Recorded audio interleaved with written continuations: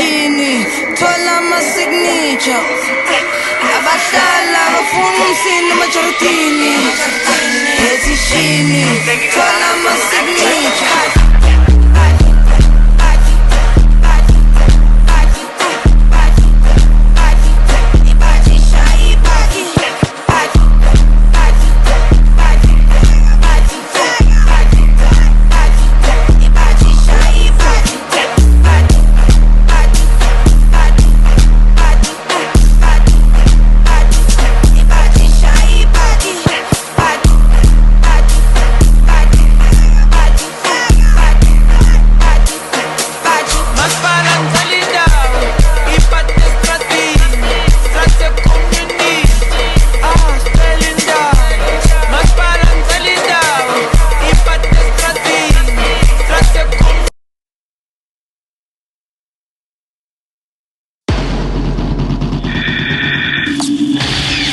VMC Planet News.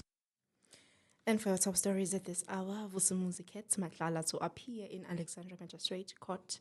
The Joburg residents outraged over 700 million rands a pothole repair cost. Likona forces alleged murderer Mdudu Zimnisi back in court. Good morning, I'm Mindy Gabuza with your 10 o'clock news. The controversial businessman Vusumuzi Ket Matlala is scheduled to appear in the Alexandra Magistrate Court in Johannesburg this morning. He faces serious charges including attempted murder, conspiracy to commit murder, and money laundering. These charges stem from an alleged plot to assassinate his former partner. Matlala is currently being held at the Khosi Mampuru C-Max prison as he awaits trial. According to reports, his former partner was targeted in a shooting while traveling in a vehicle with a friend and a driver. While she was unharmed, her friend sustained injuries during the attack. Matlala has drawn further attention following claims by KwaZulu-Natal Police Commissioner Nhlanhla Mkhwanazi, who alleges that he has close ties with high-ranking police officials. Moving on to Johannesburg, residents are up in arms following Mayor Dada Morero's announcement that fixing the city's potholes could cost around 700 million rands. The eye-watering estimate was revealed during the launch of the city's pothole repair initiative in Hyde Park, sparking heated discussions around infrastructure neglect and how municipal funds are being prioritized. The Democratic Alliance Shadow MMC for Transport, Shane Crouch, has dismissed the figure, calling it laughable, and accusing Mayor Morero and Transport MEC Kenny Gunene of providing unreliable estimates. Sheena pointed to a significant maintenance backlog, saying the Johannesburg roads accident had a budget of 1.5 billion rands in 2016, which has since dropped about 900 million rands annually, amounting to a nearly 60% shortfall over the past 9 years. Moving on, Mduduzi Mnisi, the man accused of the brutal murder of a 14-year-old Likona Force, is expected to return to the Rodeport Magistrate Court today. Mnisi was granted bail of 5,000 rands on Wednesday, despite facing charges of premeditated murder after Force's mutilated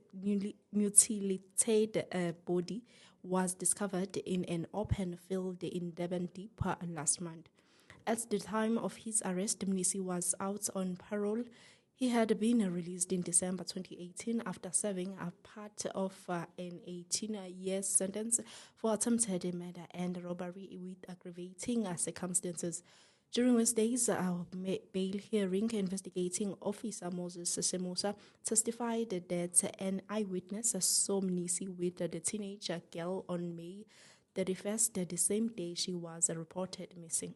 Mnisi has denied involvement in Force's death. His girlfriend testified in his defense, claiming they were together at home in Davidson, Ekurhuleni, throughout the day and night. However, cell phone records place Mnisi's device near Kagiso Report around 8 p.m. on the day of the girl's disappearance, casting doubts on his alibi. And finally, the South African Weather Service has issued a level 2 warning for damaging waves expected along sections of the Western Cape and the Namakwa coastline this weekend.